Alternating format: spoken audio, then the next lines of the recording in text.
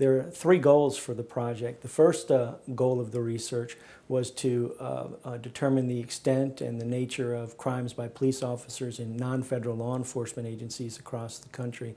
The second goal is to determine what factors influence how law enforcement agencies respond when their officers are arrested.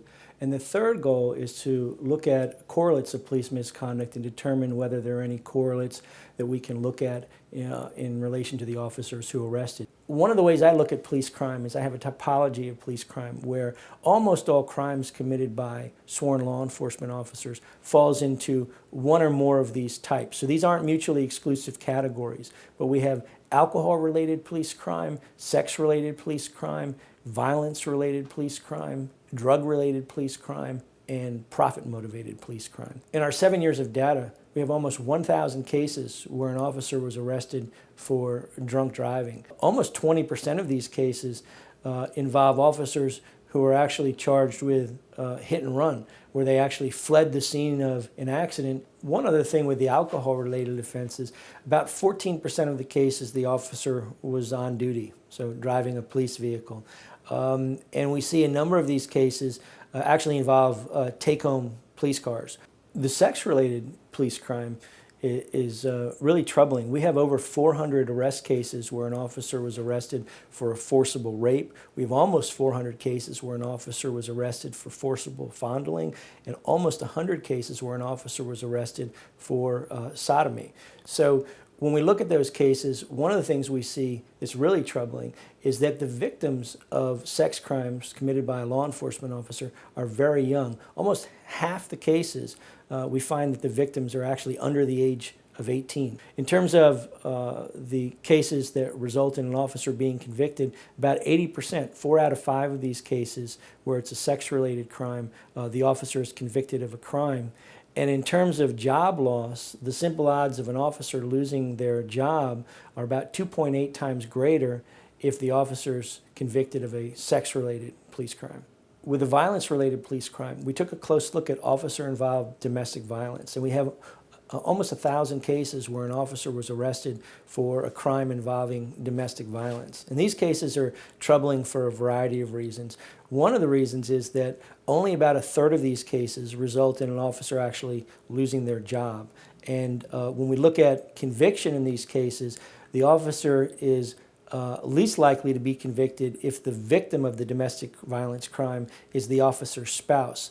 The more distant the relationship comes in a domestic violence case, the more likely an officer is actually to be convicted of their crime. When we looked at these cases, one of the things that's of concern is that under the Lautenberg Amendment to the Federal Gun Control Act of 1968, anyone who's been convicted for a qualifying misdemeanor crime of domestic violence is forbidden from possessing or owning firearms or ammunition. And there's no exception for military personnel. There's no exception for law enforcement officers. So when we look at these numbers, we're aware of a large number of officer-involved domestic violence arrest cases where an officer was convicted of a qualifying misdemeanor crime of domestic violence and they did not lose their job. The first thing that we notice is that drug-related police crime seems to spawn all kinds of other problems with police crime and police misconduct. They seem to be crossing over into other areas. Another point to make is that the drug-related crime that we're looking at with police officers more likely than not is not personal use. It's more involved with the drug trade, so facilitation of the drug trade, drug trafficking, and we see a lot of cases where officers are arrested for shaking down drug dealers. So either in a traffic stop or something like that, something on the street where they're actually shaking down or stealing from drug dealers. In terms of the typology of police crime, drug-related police crimes account for fewer than any of the other types of police crime. So we have about 700 arrest cases where an officer was arrested for a drug-related police crime. We see it's more often that somebody is arrested for a sex-related crime, a profit-motivated crime, a violence-related crime, or an alcohol-related crime.